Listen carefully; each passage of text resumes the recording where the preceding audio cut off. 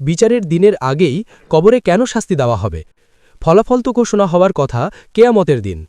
তাহলে কবরে কেন শাস্তি হবে? কেউ যদি গুনাহগার হয় আর কবর জান্নাতের বাগানগুলোর মধ্যে একটি বাগান কেন হবে, এটা আগে থেকেই কেন ঘোষণা করা হয়? জাযাকুমুল্লাহ খাইর। আসসালামু আলাইকুম প্রিয় দর্শক, ডাক্তার জাকির নাকি একজন মুসলিম ভাই খুবই সুন্দর একটি প্রশ্ন করলেন যে আমরা শুনে থাকি যে কবরে আযাব হয়, তাহলে আখেরাত মানে কিয়ামতের দিনে কি হবে? আমরা জানি যে কিয়ামতের দিনে আমাদের সবারই হিসাব হবে যে কে জান্নাতে যাবে বা কে ভালো কাজ করেছে বা কে খারাপ কাজ করেছে বা কে জাহান্নামে যাবে, আমরা কিন্তু কিয়ামতের দিনে আমরা জানতে পারবো। তাহলে এটা আমরা শুনে থাকি যে কবরে নাকি আযাব হয়, তাহলে কিয়ামত মানে আখেরাতটা কেন করেছে?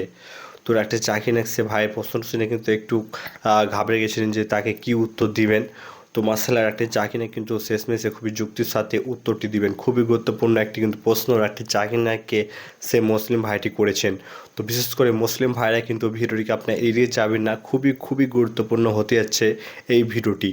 তো চলুন ডাক্তার জাকির নায়ক সেই ভাইয়ের প্রশ্নের উত্তর দিতে পারলেন কি না আমরা কিন্তু দেখব। তো ভিডিওটি শুরু করার আগে আপনি যদি এরকম ইসলামিক কোচের ভিডিও দেখতে চান তো অতি অবশ্যই আমাদের আল্লাহ চ্যানেলকে সাবস্ক্রাইব করবেন। চলুন ডাক্তার জাকির নায়ক কী উত্তর দিলেন সে ভাইটিকে আমরা কিন্তু শুনে আসি। আমার নাম মুসা বুমায়ের। ডক্টর সাহেবের কাছে আমার প্রশ্ন হল, একজন মুসলিম হিসেবে আমরা বিশ্বাস করি যে আমাদের জন্য একটি বিচারের দিন রয়েছে। সেদিন প্রত্যেকের আমলনামা তার হাতে দেওয়া হবে এবং ঘোষণা করা হবে কে সঠিক আর কে ভুল, কে who is right and who is wrong. কে জান্নাতের যোগ্য আর কে জাহান্নামের যোগ্য। কিন্তু কবরে পুরস্কার ও শাস্তির যে বিষয়টি রয়েছে, বিচারের দিনের আগেই কবরে কেন শাস্তি দেওয়া হবে? ফলাফল তো ঘোষণা হওয়ার কথা কেয়ামতের দিন। তাহলে কবরে কেন শাস্তি হবে? কেউ যদি গুনাহগার হয় আর কবর জান্নাতের বাগানগুলোর মধ্যে একটি বাগান কেন হবে, এটা আগে থেকেই কেন ঘোষণা করা হয়? জাযাকুমুল্লাহ খাইর। ভাই সাহেব প্রশ্ন করেছেন যে কিয়ামতের দিন প্রত্যেকে জানতে পারবে সে কি গুনাহ করেছে বা কি ভালো কাজ করেছে, সে কি জান্নাতে যাবে না জাহান্নামে যাবে। তাহলে এই কবরের আযাব কেন? আমি এর একটা উদাহরণ দিচ্ছি। যখন আপনি কখনো কোনো স্কুল বা কলেজে পড়েন তখন একটা ফাইনাল পরীক্ষা থাকে, আর এর উত্তর আছে সূরা আল ইমরানের সূরা নম্বর 3 আয়াত নম্বর 185। কুল্লু নাফসিন যায়কাতুল মউত।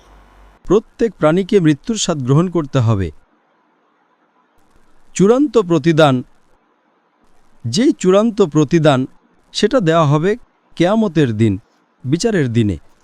अगर कोई शख्स যদি কোনো ব্যক্তি জাহান্নামের আগুন থেকে বেঁচে যায় এবং জান্নাতে প্রবেশ করে তবে সে সফলতা লাভ করবে, নয়তো এই দুনিয়া একটা খেলা মাত্র। তো আয়াতে পরিষ্কারভাবে উল্লেখ আছে कुल्लू नफ्सिन जायकातुल मौत। প্রত্যেক প্রাণী মৃত্যুর স্বাদ গ্রহণ করবে, আর চূড়ান্ত হিসাব নিকাশ হবে কিয়ামতের দিন।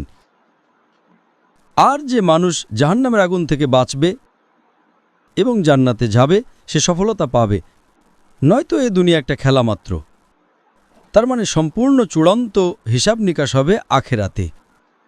ঠিক যেভাবে আমরা যখন কলেজে যাই, স্কুলে যাই, আমরা পড়াশোনা করি, তখন একটা হয় ফাইনাল পরীক্ষা আর একটা হয় টার্মিনাল পরীক্ষা। ঠিক তো? টার্মিনাল পরীক্ষা হয় কি না? কিছু থাকে সাপ্তাহিক পরীক্ষাও। তো যখনই আপনি কোনো ভালো বা খারাপ কাজ করেন, আপনি তার যে শাস্তি বা পুরস্কার, আপনি ভালো কাজ করলে তার পুরস্কার বা খারাপ কাজ করলে তার শাস্তি 3 জায়গায় পেতে পারেন। প্রথম দুনিয়াতে, দ্বিতীয় বারজাখে, আর তৃতীয় আখেরাতে। 3 জায়গায়। আপনি কোনো ভুল কাজ করলে আল্লাহ তাআলা এই দুনিয়াতেই আপনাকে শাস্তি দিতে পারেন। আপনি ভালো কাজ করলে এই দুনিয়াতেই পুরস্কার দিতে পারেন। এমনও হতে পারে যে বারজাখে শাস্তি দেবেন, অথবা বারজাখে পুরস্কার দেবেন, হতে পারে যে আখেরাতে দেবেন। সবচেয়ে ভালো হলো আখেরাত।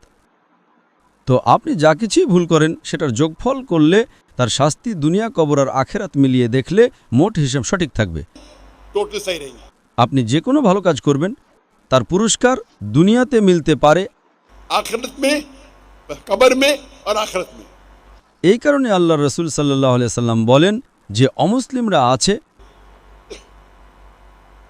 যা কিছুই ভালো কাজ করুক না কেন দুনিয়াতেই তারা তার পুরস্কার পেয়ে যায়।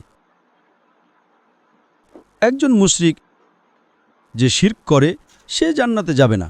সে ভালো কাজ করে দুনিয়াতে সে তার পুরস্কার পেয়ে যায়, তাই আখেরাতে সে আল্লাহর কাছে অভিযোগ করতে পারবে না যে আমি তো কোনো পুরস্কারই পেলাম না।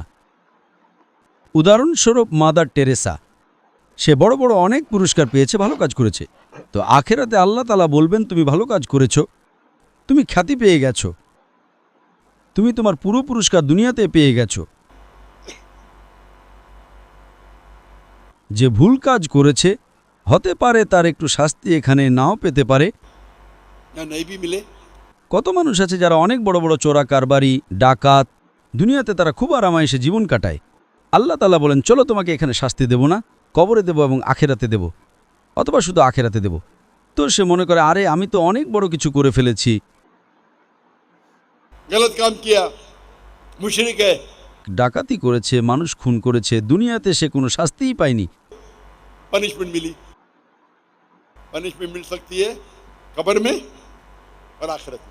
তাই এ কথা বলা যে আখেরাতে শাস্তি দেওয়া হবে, তাহলে কবরে কেন দেওয়া হচ্ছে, আপনি পুরোটার যোগফল মেলালে দেখবেন এটা সঠিকই আছে। এমনও হতে পারে যে একটা অংশ আপনি দুনিয়াতে পেলেন, শাস্তির একটা অংশ কবরে পেলেন, বাকিটা পাবেন আখেরাতে। এমনও হতে পারে যে ভুল কাজ করার কারণে দুনিয়াতে আপনি কোনো শাস্তিই পাননি, এমনও হতে পারে কবরেও পাননি, তাহলে পুরোটা পাবেন আখেরাতে। তো মোট হিসাব ঠিকই আছে। হ্যাঁ, কিন্তু দ্বিগুণ শাস্তি দেওয়া হবে না। দ্বিগুণ মানে হলো ধরুন আপনার 100 পয়েন্ট শাস্তি পাওয়ার কথা, की सजा। এমনও হতে পারে যে 2 পয়েন্ট দুনিয়াতে পাবেন, 8 পয়েন্ট কবরে, আর বাকিগুলো পাবেন আখেরাতে। আল্লাহ তাআলা এমন করবেন না যে দুনিয়াতেও 100 পয়েন্ট, কবরেও 100 পয়েন্ট, আবার আখেরাতেও 100 পয়েন্ট, এটা ভুল। তো আপনার 100 পয়েন্ট শাস্তি প্রাপ্য হলে আপনি কিছু পয়েন্ট দুনিয়াতে পাবেন, কিছু পয়েন্ট কবরে, আর বাকিগুলো পাবেন আখেরাতে। যারা এই কারণে আল্লাহ রাসূল সাল্লাল্লাহু আলাইহি সাল্লাম বলেন এই দুনিয়া হলো একজন মুসলিমের জন্য কারাগার, एक मुस्लिम के लिए कैद है। আর একজন কাফিরের জন্য জান্নাত। তো একজন গরিব ইহুদি ছেঁড়া ফাটা কাপড় পরে हाफिज इब्न हजर अस्कलानी रहीमुल्लाह এর কাছে এসে বলে এই হাদিসের মানে কি, আমি গরিব, আর আপনাদের রাসূল সাল্লাল্লাহু আলাইহি সাল্লাম বলেন কাফিরের জন্য, আর আমি একজন কাফির, কাফিরের জন্য দুনিয়া হলো জান্নাত, আমি গরিব, আমার কাপড় ছেঁড়া, কোথায় জান্নাত? আপনি একজন মুসলিম, আপনার জন্য দুনিয়াটা কারাগার, অথচ আপনি আরামায়েশে আছেন, কারাগার কোথায়? তখন তিনি বলেন হাফেজ হাজার আসকালানি উত্তর দেন যে একজন মুসলমান জানে আখেরাতে সে যা পাবে, वो जन्नत সেই জান্নাত এত বিশাল যে আপনি যদি দুনিয়ার সবচেয়ে ধনী মানুষও হন তা আখেরাতের তুলনায় কিছুই না, এটা কারাগার। ये कैद है। আপনি দুনিয়ার সবচেয়ে ধনী মানুষ হতে পারেন, সবচেয়ে শক্তিশালী হতে পারেন, সবচেয়ে বড় রাজাও হতে পারেন, কিন্তু জান্নাতে আপনি যে পুরস্কার পাবেন তার তুলনায় এই দুনিয়াটা কারাগার। আর ওই কাফির যদি জানতো যে আখেরাতে তাকে কি শাস্তি দেওয়া হবে, এখানে সে যতই নিকৃষ্ট থেকে নিকৃষ্ট মানুষ হোক না কেন, সবচেয়ে গরিব হোক, সবচেয়ে ক্ষুধার্ত হোক, তারপরও আখিরাতের সবচেয়ে কম আগুনটুকু যখন আপনার পায়ের তালুর নিচে থাকবে তখন আপনার মগজ টকবক করে ফুটবে, সবচেয়ে ছোট থেকে ছোট আগুন। आग। তো আপনি যদি জানতে পারেন যে আখেরাতে আপনি কি শাস্তি পাবেন, তাহলে দুনিয়াতে আপনি সবচেয়ে নিকৃষ্ট অবস্থায় থাকলেও দুনিয়াটা আপনার জন্য জান্নাত মনে হবে। এটাই হলো এর ব্যাখ্যা। সুতরাং সম্পূর্ণ চূড়ান্ত প্রতিদান দেওয়া হবে আখিরাতে। দুনিয়া, কবর আর আখিরাত মিলিয়ে হলো মোট শাস্তি আর পুরস্কার।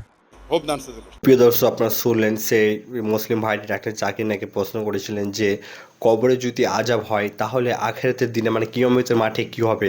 আমরা জেনে থাকি যে কিয়ামতের মাঠে আমাদের হিসাব হবে, কে জান্নাতে যাবে বা কে জাহান্নামে যাবে, কে খারাপ কাজ করছে বা কে ভালো কাজ করেছে, সেখানে আমাদের কিন্তু আযাব হবে।